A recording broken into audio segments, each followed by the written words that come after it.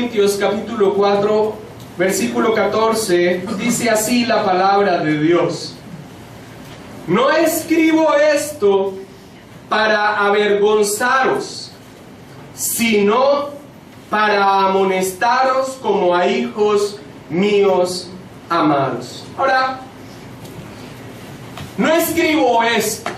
¿A qué se está refiriendo el apóstol Pablo? Hermanos, en todos estos estudios que hemos estado teniendo de la carta a los Corintios, hemos podido ver que el apóstol Pablo ha tenido referencias o se ha dirigido a los corintios muchas veces en un trato severo. Ha tenido expresiones muy fuertes con respecto a ellos. Les ha llamado la atención vehementemente. Les ha dicho que inclusive no ha podido hablarle como a espirituales, o sea, como a cristianos, sino que le ha tocado incluso hablarle como a carnales, que básicamente significa como a inconversos. Como a niños en Cristo les ha tocado hablar, porque están en un estado de inmadurez tal que es notorio a los que están en la iglesia y a los que están afuera. El trato de Pablo ha sido muy duro. En las últimas predicaciones vimos cómo el apóstol Pablo hace un contraste entre la idea que los corintios tenían de sí mismo, casi como reyesuelos, casi como personas que estaban en el tope de las cosas espirituales, y le ha contrastado con ellos mismos como siervos de Dios, con los apóstoles, y se ha expresado de ellos de una manera fuerte. Incluso ha recurrido al sarcasmo a la hora de reprender sus pecados. Casi que ustedes reinan, les ha dicho a los corintios. Ojalá reinasen para que nosotros reinásemos junto con ustedes. Ha hecho entonces uso de expresiones muy fuertes para los corintios con un propósito. Un propósito. El propósito, lo dice el texto que leímos en introducción, no ha sido avergonzarlos. No se ha expresado con respecto a ellos fuertemente, sino que lo ha hecho para simplemente avergonzarlos, sino que lo ha hecho con un propósito. Lo ha hecho motivado por algo que lo mueve incluso para echar mano de expresiones que son muy fuertes y que en el día de hoy también muchos creyentes se golpearían si alguien les expresara o se expresara de ellos de esta manera. Pero ha explicado en este texto que acabamos de leer el por qué. ¿Por qué se ha expresado tan fuertemente con respecto a los corintios inmaduros, partidistas, amantes de la filosofía humana, de la sabiduría humana? Les ha dicho que les ha hablado así porque los ama. Porque los ama como un padre ama a un hijo. Y la idea de que ellos se extravíen de la palabra de Dios, y la idea de que ellos infantilmente trunquen el crecimiento y la madurez cristiana que deberían tener, que es natural a toda persona que ha nacido de nuevo, es algo que simplemente es inaceptable para el apóstol Pablo. Por eso, en este versículo que acabamos de leer, después de tener unas expresiones fuertes, sarcásticas, les expresa por qué les ha hablado así. Porque les ama. Pensar que la iglesia de Corinto pudiera extraviarse de lo que les ha sido enseñado. Pensar que la iglesia de Corinto siguiera en un estado infantil con consecuencias para su vida cristiana es algo inaceptable para él. Pero no solamente es inaceptable para el apóstol Pablo. Nosotros vemos que ese es un patrón que podemos observar en los hombres de Dios que encontramos en la palabra del Señor y que deberíamos encontrar también en nuestras propias vidas con respecto a nuestros hermanos.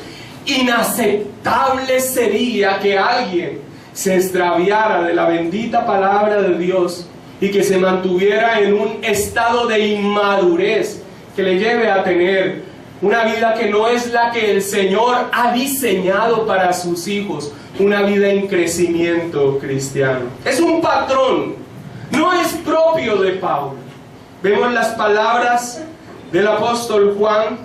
Vayamos por favor a tercera de Juan, capítulo 1, versículo 4, para que podamos notar que no es simplemente una expresión del apóstol Pablo, sino que ese afecto paternal que incluso recurre a la dureza de las palabras es algo que encontramos en los hombres de Dios. Tercera de Juan, capítulo 1, versículo 4 dice: no tengo yo mayor gozo que este, el oír que mis hijos andan en la verdad. Es lo que anhela un hombre de Dios, es lo que anhela un ministro, es lo que anhela incluso uno cuando ha compartido el Evangelio a otra persona. Que las personas caminen en la verdad que les ha sido una vez dada, que no se alejen de la palabra de Dios y que tengan un crecimiento y una madurez que es el plan de Dios para nuestras vidas, que cada vez más se refleje Cristo en nuestras vidas y no que por la inmadurez no le reflejemos o demos una muestra grotesca o desdibujada de lo que es realmente Cristo. Pablo también lo expresa a los Gálatas cuando les dice: hijitos míos, por quienes vuelvo a sufrir dolores de parto, hasta que Cristo sea formado en vosotros. Son muchas las expresiones del interés sincero de un ministro, de un hombre de Dios, y en general de cualquier persona con respecto a sus hermanos, a los que les ha compartido el Evangelio, que son sus hermanos en la fe. Un patrón que muestra que sería inaceptable tal condición en su hermano amado. Pablo entonces, con todas las expresiones que hemos estado viendo en las prédicas anteriores, les dice: yo les he hablado y los he tratado con esta firmeza porque los amo, como un padre ama a un hijo. Hermanos, esta mañana entonces vamos a ver en el apóstol Pablo algunas características que presenta un hombre de Dios, un siervo de Dios, un ministro de Dios o cualquiera de nosotros, hermanos, con respecto a nuestros hermanos en la fe, y que presentan una paternalidad espiritual en el buen sentido de la palabra. Y ya voy a explicar esto. Un interés en el bienestar espiritual de una persona, y lo vamos a ver en la misma persona del apóstol Pablo. Las características de un padre que ama. Las características de un padre que ama. Ahora, estas características nos van a servir no solamente para ver un modelo para nuestro actuar con respecto a nuestros hermanos en Cristo. Hermanos, el cristianismo no es independiente. El cristianismo es una vida en unidad. Es algo que tiene que ver con la relación los unos con los otros. La metáfora de la familia no es traída de cualquier manera, simplemente porque se ocurrió para mostrar algunos puntos. Es una realidad, es una unión. Es un cristianismo que se vive no independientemente, sino que vivimos en comunidad, en unidad, en koinonia. Y lo vamos a ver esas características.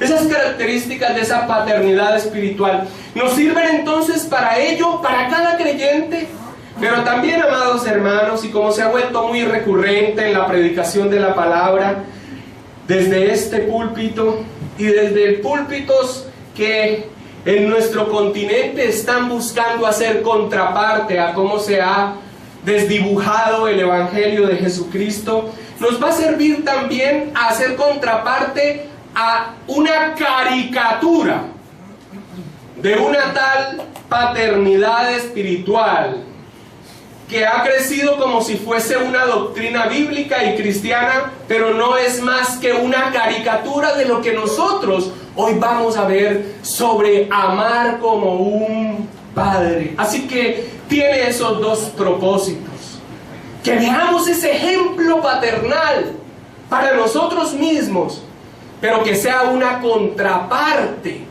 a una doctrina falsa, inventada, una caricatura de la verdad bíblica que también se conoce tristemente con términos bíblicos como paternidad espiritual. ¿Y cómo lo vamos a ver? ¿Cómo vamos a estudiar entonces esas características de una persona que ama como un padre a su hermano en Cristo?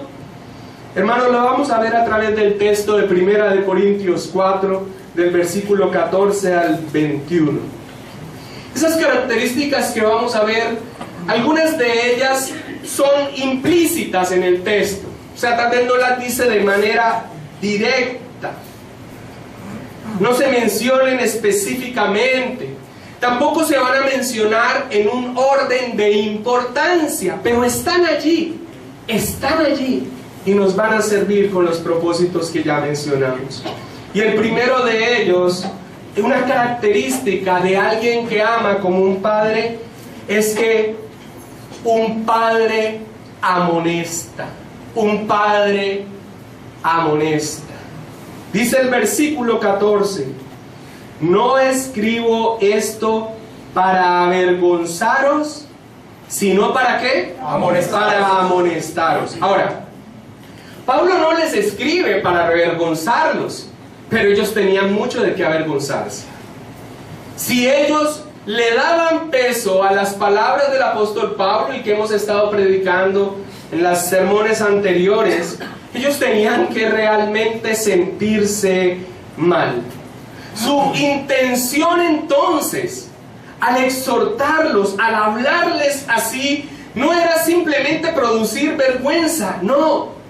La exhortación no busca poner un pie sobre la persona. La exhortación busca el arrepentimiento. La exhortación o la amonestación busca el cambio de pensamiento, de rumbo equivocado que lleva una persona, el cambio de parecer. Cuando Pablo les ha hablado de esa manera tan fuerte, tan ruda, y algunos dirán hasta falta de tacto, lo ha hecho no para dañarlos, lo ha hecho porque los ama como un padre, para recuperarlos. La amonestación debe tener esa principal motivación: buscar el arrepentimiento, buscar el cambio de parecer, la advertencia para bien. ¿No es eso lo que hace un padre? ¿No amonesta un padre a su hijo motivado por el amor para que no tropiece tal vez en las mismas situaciones que en su propia vida ha tropezado? Y muchas veces, y tomando el ejemplo de padres humanos, usamos de palabras fuertes. No se amonesta al niño con una sonrisa, se le amonesta con firmeza, porque se quiere librar su alma del Seol, como dice la palabra de Dios. La expresión que utiliza Pablo de amonestar nos es cercana a muchos de nosotros, y es la palabra griega que nosotros traducimos como amonestar, la palabra griega nouteteo. Ahora digo que es cercana a nosotros porque en las congregaciones reformadas o bíblicas como la nuestra, la manera de la consejería bíblica se identifica como una consejería noutética. Ahora, ¿qué es eso? ¿Qué es la consejería noutética? ¿Qué quiere decir esta palabra nouteteo? Significa poner en la mente. ¿Y eso qué implica? Implica que hay algo en la persona que está equivocado y que tiene que ser cambiado. El propósito es corregir. El propósito es producir un cambio, poner en la mente. Nos recuerda el texto de renovaos por medio, transformados por medio de la renovación de vuestro entendimiento, para que nosotros no nos amoldemos a la manera que tiene el mundo. Es un cambio de mente. Y eso es lo que dice, esa es la palabra que utiliza el apóstol Pablo: amonestar, nouteteo. ¿Qué busca entonces? Sin lugar a dudas y sin ocultarlo, quiero que cambies. Quiero que cambies, es lo que le dice un padre a un hijo que no está haciendo las cosas bien. Quiero que cambies. Ahora, la amonestación requiere ciencia, no solo celo. Porque cuando se hace amonestación sin ciencia, o sea, sin conocimiento, amados hermanos, eso simplemente es un repelo, un regaño o imitar lo que vemos mucho en medio de la iglesia evangélica, que es regañar por regañar. La amonestación requiere que nosotros entonces seamos celosos de las cosas de Dios, pero que tengamos conocimiento para realmente hacerlo. Acompáñame al Romanos capítulo 15, versículo 14. Y quiero que por favor no quites de tu mente esta primera característica de un padre. Un padre amonesta. Un padre quiere producir un cambio en aquel que ama. Romanos capítulo 15, versículo 14, dice así el apóstol Pablo, pero ahora escribiéndole a los romanos, les dice lo siguiente: pero estoy seguro de vosotros, hermanos míos, de que vosotros mismos estáis llenos de bondad y llenos de ¿qué más, hermanos? De todo conocimiento, de tal manera que podéis amonestaros los unos a los otros. Ahora, sin lugar a duda habla de la bondad. Y aunque el apóstol Pablo ha hecho uso de palabras fuertes e incluso del mismo sarcasmo, lo ha hecho motivado por el amor. Pero este texto de Romanos nos dice algo que es necesario para poder amonestar correctamente. Les dice que deben tener conocimiento, deben estar llenos de todo conocimiento, de tal manera que podéis amonestaros los unos a los otros. Sin conocimiento de la palabra de Dios, tal vez estés buscando producir un cambio de lo que esté bien, o tal vez estés buscando producir un cambio para peor. Dios nos libre de ese tipo de amonestación.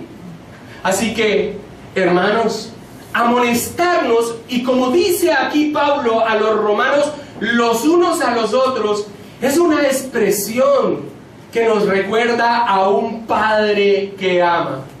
La Escritura nos dice que cuando un padre no reprende a un hijo, es como si ese hijo fuera un ¿qué? Un bastardo. E inmediatamente nos apunta a Dios y nos dice: Dios nos ama como a hijos y por eso nos azota, nos exhorta, nos disciplina en amor. Pero hermanos, amonestar no es visto hoy en día como una actitud cristiana. Amonestar no es algo visto como que brota de las Escrituras y hace parte de la fe bíblica cristiana. Hoy en día, Alguien se toma el trabajo de amonestar, porque amonestar no es fácil. No es agradable para un padre amonestar.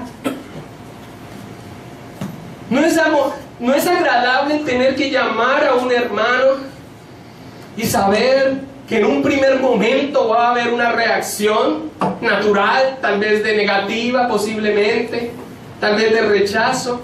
No es fácil. Pero hermanos, hoy en día, alguien que se toma el trabajo de amonestar es leído de esta manera: alguien intolerante. Usted me está juzgando. ¿Y dónde está el amor cristiano?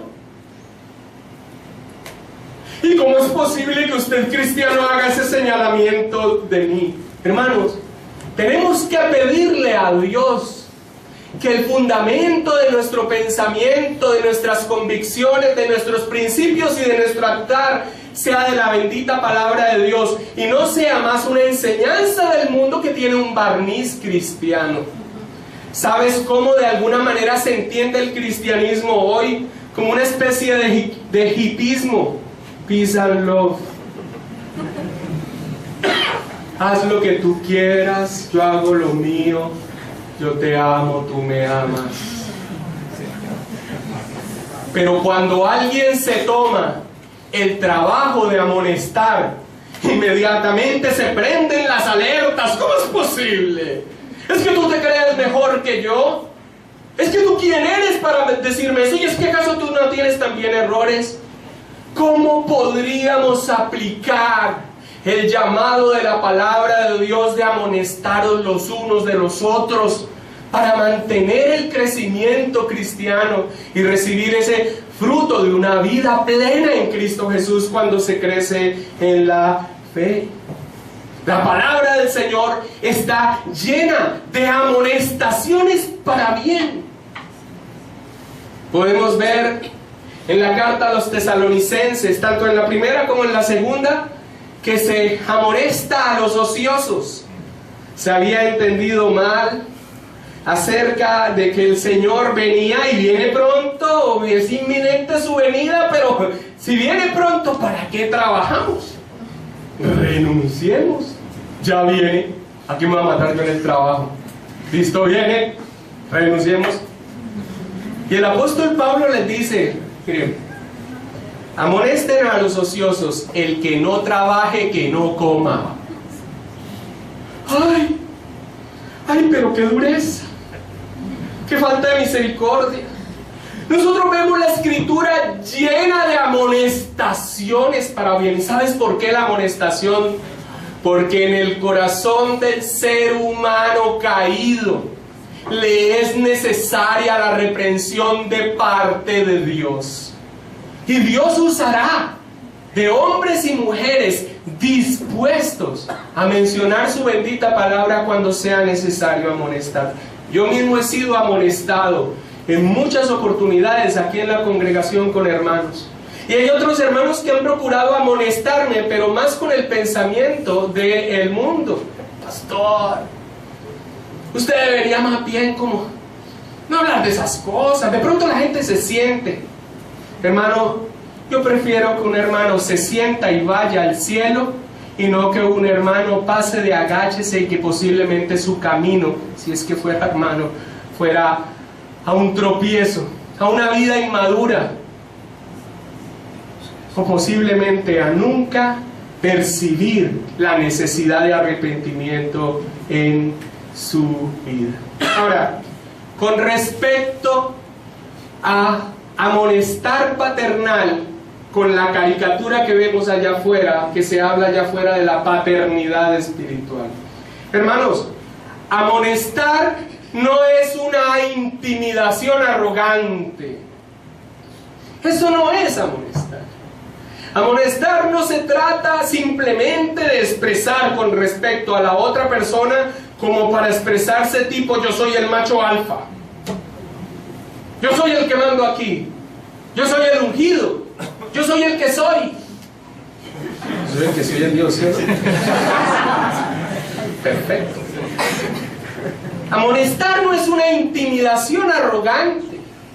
Amonestar requiere bondad. Amonestar requiere un profundo amor para tomarse el trabajo, posiblemente, de que el hermano se disguste contigo porque le llamaste la atención. Y amonestar requiere ciencia, conocimiento de la palabra del Señor, para no amonestar desde mi perspectiva, bajo lo que a mí me parece, sino teniendo como fuente la bendita palabra del Señor. Un padre amonesta, hermanos, pero un padre ama. El final del versículo 14 dice: como a hijos amados, como a hijos amados. Ahora, los corintios no eran obedientes, los corintios no eran moralmente rectos, los corintios no eran doctrinalmente sanos, los corintios no eran maduros, pero los corintios eran amados. Si no fueran amados, no se les hubiese escrito esta carta correctiva a los corintios. Se necesita amar para estar dispuesto a meterse en una situación que no es agradable, pero que busca lo mejor. Los corintios hicieron muy poco para ganarse el amor de Pablo, pero aún así lo tenían. Tenían el amor de Pablo, en el sentido de amor bíblico. Pablo había decidido amar a esos hermanos aún en las condiciones que estaba, y esto les motivó a escribir estas cartas correctivas. Les amaba. Amar realmente no facilita las relaciones, ni facilita el ministerio, todo lo contrario. Como lo he venido diciendo, muchas veces es motivo de disgusto y de animadversión, pero no importa. Ahora, hermanos, no limitemos esto al ministerio. Esta es una labor de cada uno de nosotros, los unos con los otros. Pero con respecto al ministerio, quien esté anhelando obispado, quien esté queriendo ser ministro, entienda que este llamado no quiere decir abrazos y aplausos todo el tiempo. ¡Cuán lindo eres, pastor! ¿Cómo te amamos? Este ministerio en oportunidades es un ministerio solitario y malentendido. Sin embargo, el amor, cuando motiva, lleva aún a meterse a situaciones que no son sencillas. Vamos a Hechos capítulo 20, versículo 31. Y quiero que unamos estos dos puntos.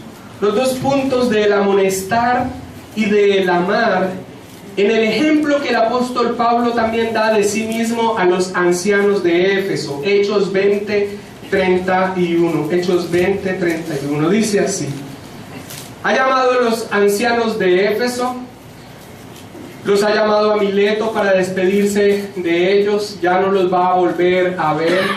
El Espíritu Santo le ha dicho que cuando llegue a Jerusalén va a tener prisiones.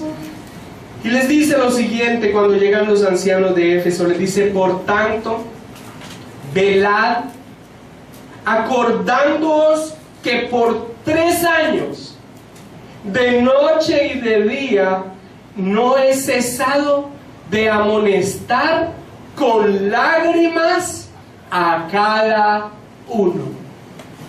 Un ejemplo maravilloso.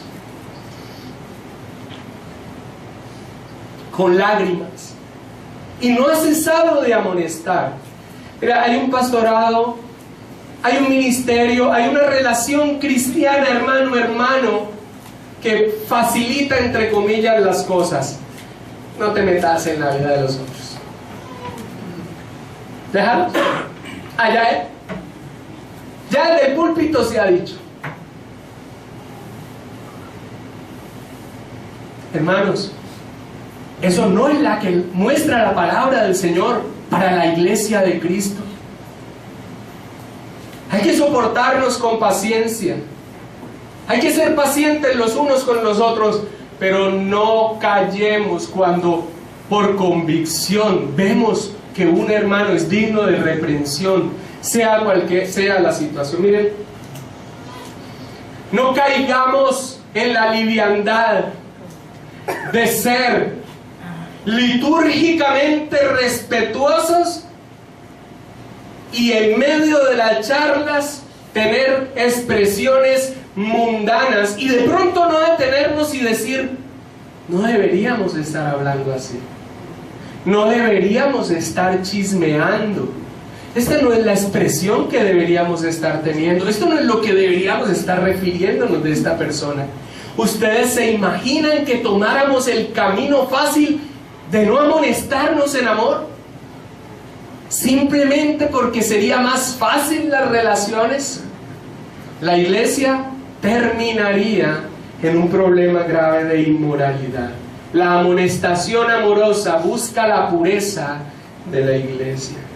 Otra característica que ha mostrado Pablo como padre es un ruego, pero lo vamos a ver en dos partes. Versículo 15, 1 Corintios 4:15, dice así: porque aunque tengáis 10.000 años en Cristo, no tendréis muchos padres, pues en Cristo Jesús yo os engendré por medio del Evangelio. Ahora, aquí necesitamos prestar mucha atención. Yo quiero que notemos que el apóstol Pablo no está diciendo que él es la fuente de la vida espiritual. Él no está diciendo esto. Él está haciendo una referencia a sí mismo como el instrumento que Dios usó para llevar el Evangelio para salvación. Miren que tampoco niega que ellos hayan tenido otros tutores, que de hecho tuvieron Apolos y otros hombres que estuvieron allí como tutores de ellos. Muchos de ellos incluso fueron sus compañeros de milicia. Pero él se identifica como un instrumento de Dios para su conversión, pero no lo hace ni para ensalzarse, ni para vanagloria, ni para reclamarlos como si fueran de su propiedad. Y esa es una característica de la paternidad espiritual que ignorantemente se está hablando allá afuera, que es una caricatura de lo que nosotros podemos ver en este texto tan hermoso de Pablo mostrándose como un padre. Cuando nosotros escuchamos que Pablo se describe como un padre, de seguro algunos de ustedes inmediatamente han pensado: bueno, ¿y no está yendo un poco en contra de la orden que el Señor Jesucristo dio de que no se le llame maestro y que no se le llame padre a otros? Vayamos por favor a Mateo capítulo 23, 8-10. Posiblemente se venga a nuestra mente eso cuando él dice que él es el que los engendró, que él es el padre. Pero yo quiero que no olvidemos que él está utilizando una metáfora y que no confundamos la doctrina errada que hoy se da de la paternidad espiritual. Mateo 23, 8-10, dice el Señor Jesucristo, le está hablando a sus discípulos y les dice: pero vosotros no queráis que os llamen rabí, o sea maestro, porque uno es vuestro maestro, el Cristo, y todos vosotros sois hermanos. Y no llaméis Padre vuestro a nadie en la tierra, porque uno es vuestro Padre, el que está en los cielos. Ni seáis llamados maestros, porque uno es vuestro maestro, el Cristo. Ahora la pregunta es esta: ¿está descuidando Pablo este mandamiento del Señor Jesucristo? Ahora, cuando el Señor Jesucristo le dice a sus discípulos que no busquen que se le diga maestro, que no busquen que se le diga rabí, que se le diga padre, el Señor está advirtiendo contra aquellos, estaba hablando de los fariseos, contra aquellos que buscaban títulos para fomentar su orgullo. Dice los versículos anteriores, en el 5 al 7, hablando de los fariseos, que ellos son de los que buscan los primeros asientos en las sinagogas, que ellos son de los que más estiran las filacterias y los que están en las plazas y le encantan que le llamen rabí y padre. Así que no es que Pablo esté descuidando. Cuando hace una referencia a sí mismo como padre, está mostrándolo para ilustrar la manera como ama a sus hermanos. No en contra de lo que el Señor ha expresado. Porque cuando Él da esa orden, nuestro Señor Jesucristo, es por aquellos que buscan encumbrarse. Hermanos, ¿no es eso lo que buscan los que reclaman supuestas paternidades espirituales sobre otros hermanos en Cristo? Una hermana que ya llegó hace unos años con toda su familia a la congregación, recibió en una oportunidad el llamado de aquel que le compartió el Evangelio. Pero era impresionante cuando ella me describió las palabras que él le dio haciéndole el reclamo. Básicamente él reclamaba el derecho de indicarle a ella en dónde debía estar o no debía estar, de qué iglesia debía salir o no debía salir. Y cuando empezó a notar que ella tenía y estaba abrazando la fe bíblica, incluso le recalcó que él era el que tenía el derecho espiritual de decirle qué creer. Porque yo soy tu padre espiritual, yo te engendré, yo tengo derecho sobre ti. Esa es la paternidad espiritual caricaturesca y mentirosa que estamos escuchando allá afuera. Eso no es lo que está diciendo Pablo.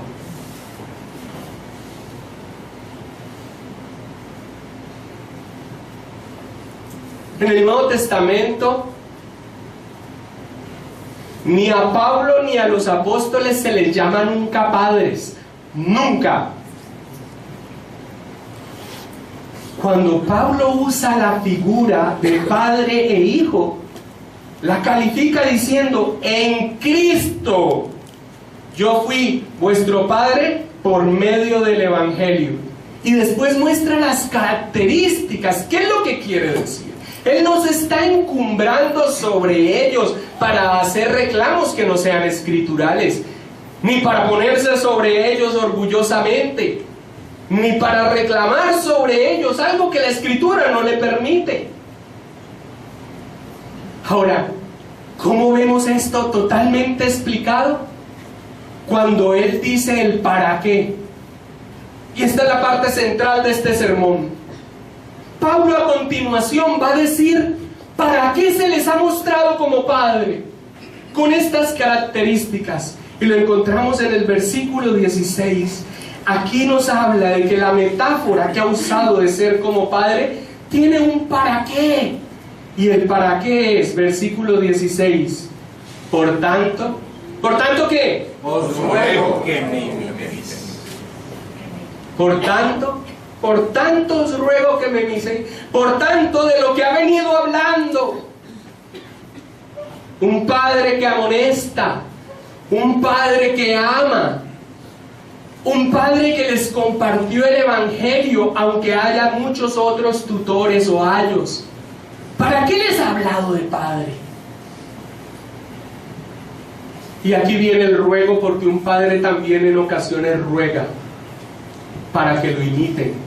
Y la figura casa perfecto, hermanos, porque si hay algo que un niño imita, es a su padre. Cuando entra en el tiempo de la rebeldía, de la adolescencia, posiblemente diga ¡ah!, con respecto a su papá. Pero cuando va pasando el tiempo, la figura del padre vuelve y brilla, y cada vez en mayor fuerza. En el tiempo de rebeldía, en mi adolescencia, mi papá tal vez era la figura que más distanciada yo tenía. Mi mamá me dice: ve, vos tenés unas expresiones de tu papá igualitas. Yo veo en el pastor Pablo Andrés también una serie de cosas, porque, amados hermanos, si hay algo que uno imita es al Padre. Uno ve que hay hombres que inclusive se van a la guerra por buscar la aceptación de su padre. Tal vez de los días más felices que yo he tenido es cuando mi padre, después de un tiempo de oscuridad y pecado, me dijo que estaba orgulloso de mí y de la labor que hacía.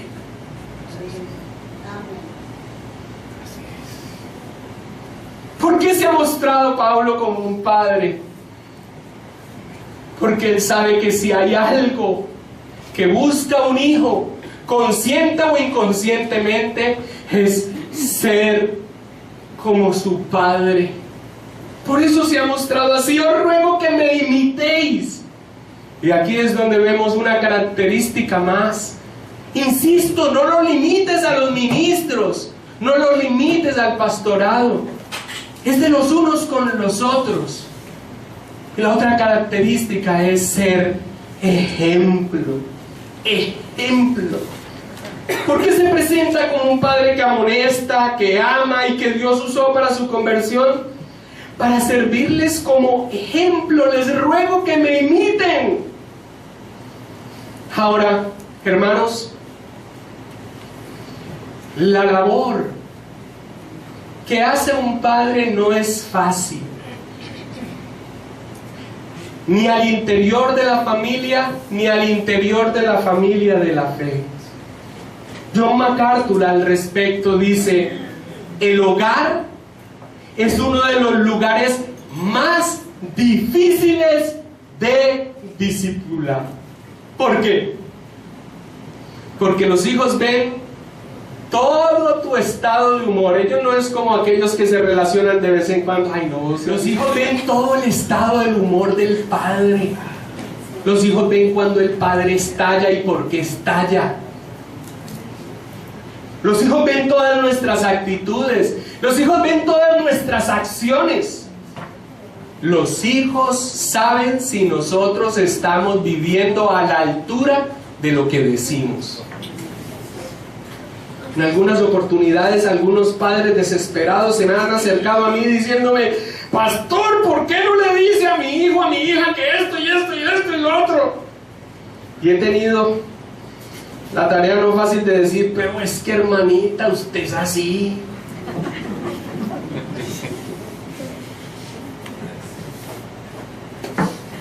¿Qué puedo hacer yo?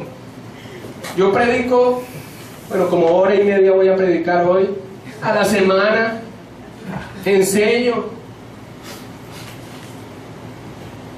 Pero realmente la edificación de un hijo lo tiene el padre en su casa. Y por eso MacArthur dice que es de los lugares más difíciles de discipular, porque allí estás viendo todo. Y el hijo va a imitar al padre de una manera u otra, lo va a imitar. De allí que, amados hermanos, un requisito que la palabra del Señor nos da a aquellos que anhelan ser ancianos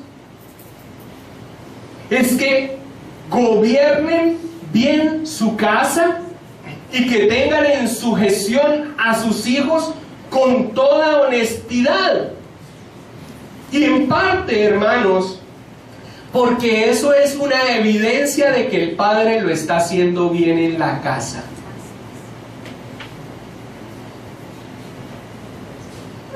Entonces, y este es el punto, Pablo no se está presentando como un padre para vanagloriarse. Pablo no se está presentando como un padre para hacer reclamos egoístas. Pablo no se está presentando como un padre para encumbrarse sobre ellos, ni para reclamar de ellos sujeción a demandas sin ningún sustento escritural. Pablo se está presentando como un padre para que lo imiten. ¡Qué responsabilidad tan tremenda! ¿Y saben qué?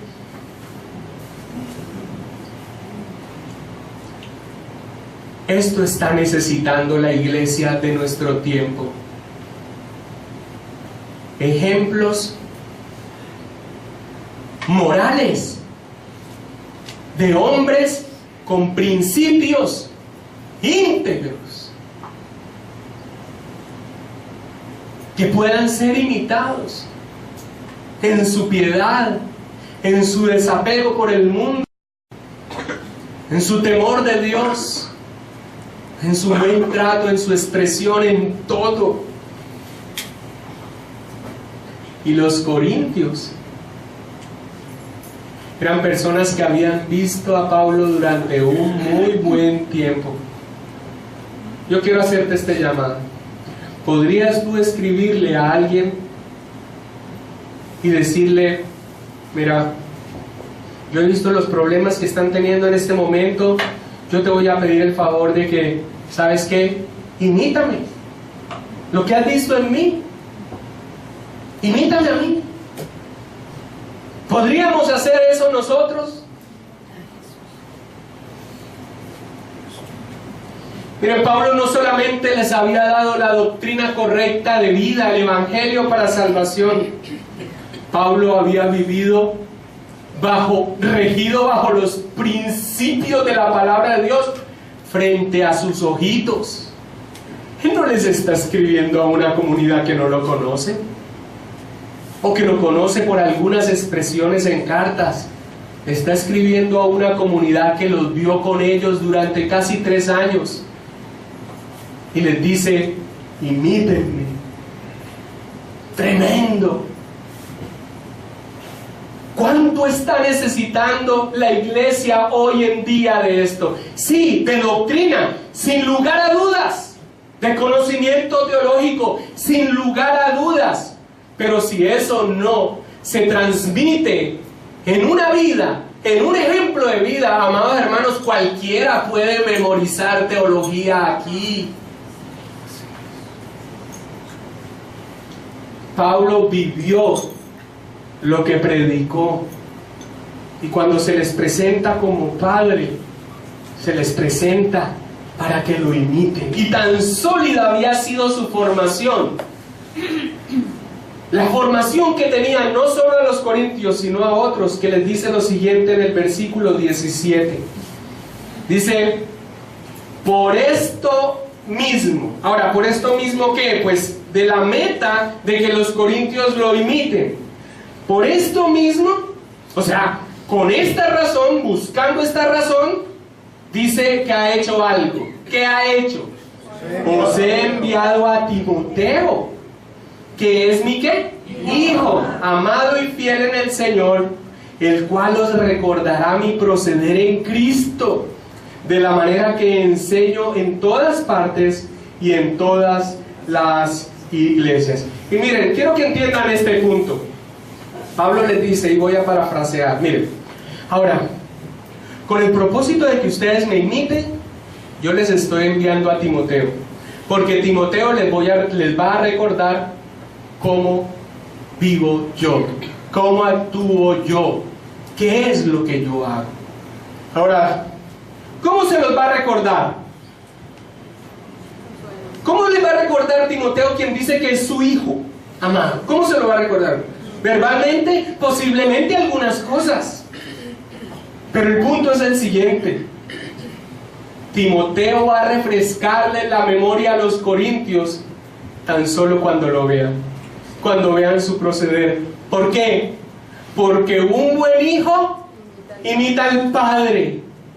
Y si había algo que era Timoteo, era el hijo amado de Pablo. Cuando vieran a Timoteo, verían a Pablo. Y cuando vieran a Pablo, verían a Cristo.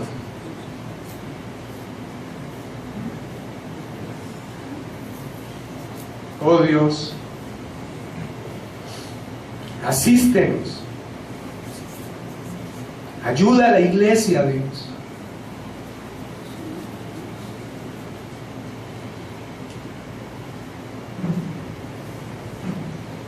¿Qué nos ha pasado? ¿Dónde se perdió el rumbo?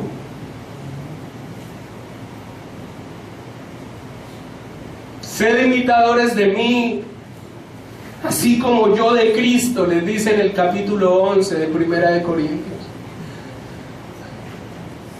¿Es esto limitado a Pablo?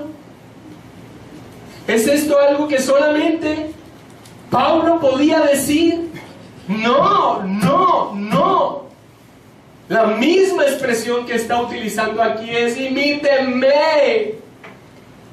Todos, Corintios, los graves problemas morales que están teniendo, las circunstancias infantiles, el partidismo que están teniendo, el desorden en el culto. Imítenme, porque yo imito a Cristo. ¿Podemos hacer nosotros eso hoy? Y la respuesta va a ser, ¿sabe qué? No. ¿Por qué no? ¿Por qué no? ¿No somos la iglesia de Cristo? ¿No habita el Espíritu Santo en nosotros? ¿No tenemos la bendita palabra de Dios? ¿Por qué no la iglesia del siglo XXI puede decir esto mismo? ¿Por qué no?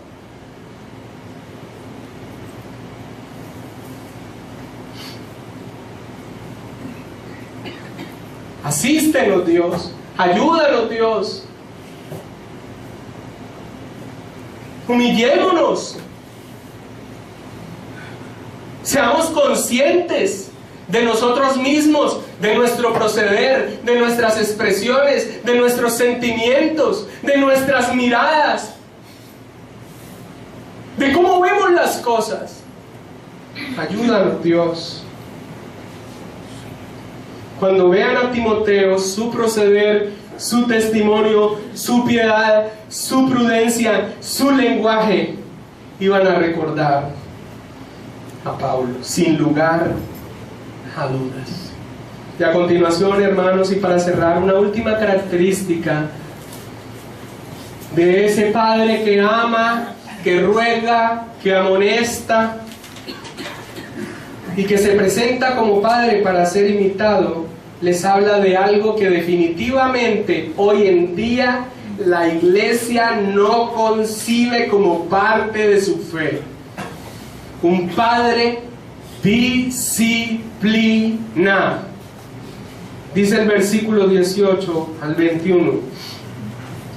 Mas algunos están envanecidos, como si yo nunca hubiese reír a vosotros, pero iré pronto a vosotros, si el Señor quiere, y conoceré, no las palabras, sino el poder de los que andan envanecidos. Porque el reino de Dios no consiste en palabras, sino en poder. ¿Qué queréis?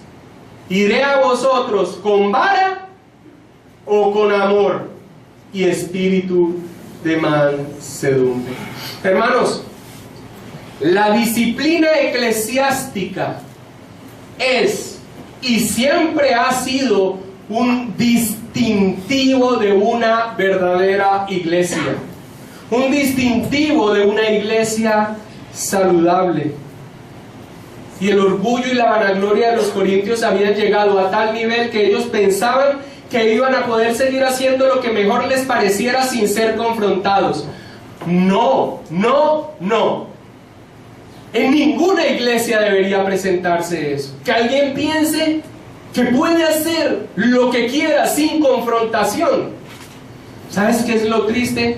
Muchas personas que han tenido la experiencia de las mega iglesias y que después de que el Señor les ha permitido crecer un poco, han tenido esta expresión: ¿sabe por qué me gustaba la mega iglesia donde yo iba?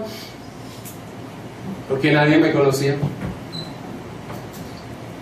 Porque básicamente ni sabían qué hacía o qué no hacía. Me gusta ser anónimo. Eso es casi que como un decir, porque quiero hacer lo que me da la gana. Hermanos, miembros de esta congregación, el día en que ustedes solicitaron su membresía y la membresía les fue dada, de los puntos importantes que debieron tener en su mente es que si llega a haber lugar para un llamado de atención, para una disciplina, para que se le llame y se le exhorte acerca de un mal proceder, se hará, y se hará por su bien, porque eso es lo que hace un padre. Cada uno.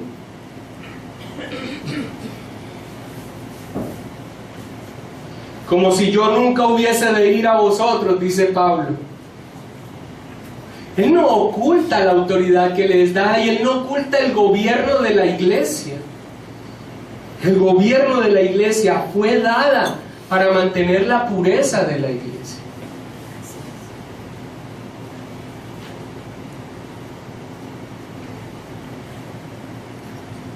Y quiero terminar dando claridad sobre una expresión que Pablo da. Dice, y no conoceré, y conoceré no las palabras, sino el poder de los que andan envanecidos. Ahora, a Pablo no le interesa lo que han dicho, que inclusive su apostolado han puesto en entredicho, su manera de predicación, bla, bla, bla, bla. A Pablo no le interesa lo que han dicho, lo han acusado estando él ausente. Él lo que quiere saber cuando vaya es ver qué influencia han tenido esos que se han envanecido en la iglesia. Porque dice, yo voy a conocer no las palabras, sino el poder. ¿Qué influencia esos que se han envanecido han tenido al interior de la iglesia? Si estuviesen llenos del Espíritu Santo, de seguro serían una influencia positiva en la congregación. Pero ¿cuál ha sido la influencia? Hermanos, la carta a los Corintios hace un listado tan grave de faltas de la iglesia a los Corintios, que lo que muestra claramente aquí es que su influencia no ha sido la mejor. No ha sido la mejor. El reino de Dios no consiste en palabras, sino en poder. Ahora, ¿cuál poder? Y voy a explicarlo una vez más. Cuando Pablo ha venido hablando de la carta a los Corintios de poder, no está hablando de manifestaciones y de prodigios milagrosos. Cuando él ha estado hablando de poder, ha estado hablando de un poder, el mayor: la cruz de Cristo, aquella que saca de la muerte y del estado de perdición a la vida. Así que cuando él habla de poder, habla en un sentido específico. Va a ver si estos que se han levantado en habladuría realmente están haciendo la labor que la iglesia hace: predicar el evangelio para que los muertos se levanten a vida. Y la disciplina, amados hermanos, es uno de los puntos que también es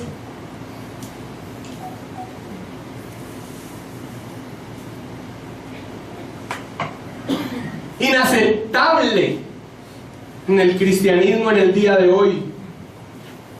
¿Qué queréis? ¿Iré con vara o con amor y espíritu de mansedumbre? Ahora, yo creo que ninguno de nosotros se imagina a Pablo pues con un palo para darle a los corintios. Obviamente de eso no es lo que está hablando, aunque falta no le quedaría. No le faltaría. Lo que él está hablando es una introducción para lo que va a tratar a continuación y que empezaremos a ver en la próxima prédica. Está haciendo una introducción a lo que es la disciplina eclesiástica. Él va a ir a ejercer disciplina. Cuando habla de vara, claramente está hablando de que va a corregir lo que necesita ser corregido. Porque lo que se viene en el capítulo 5, hermanos, es terrible. Un caso de inmoralidad como ni siquiera se veía en medio de los paganos. Y Pablo, con estas palabras, nos da una maravillosa introducción a lo que venimos en el capítulo 5. Hermanos, ya no tocaremos más el tema de la división, del partidismo y de las fuentes. Han sido 27 prédicas que nos ha llevado esto. El amor a la sabiduría humana y la inmadurez en Cristo como fuentes del partidismo. Yo soy de Pablo, yo soy de Apolos. Esto ha terminado aquí, cuando Pablo se ha mostrado como un ejemplo de padre, en el sentido que lo hemos expresado. Pero ahora Pablo va a entrar en algo que la iglesia está necesitando hoy en día. Pero bíblicamente, la disciplina eclesiástica. Hermanos, para ti, sin importar si eres ministro o no eres ministro, hombre o mujer, amonesta, ama, ruega, sé ejemplo.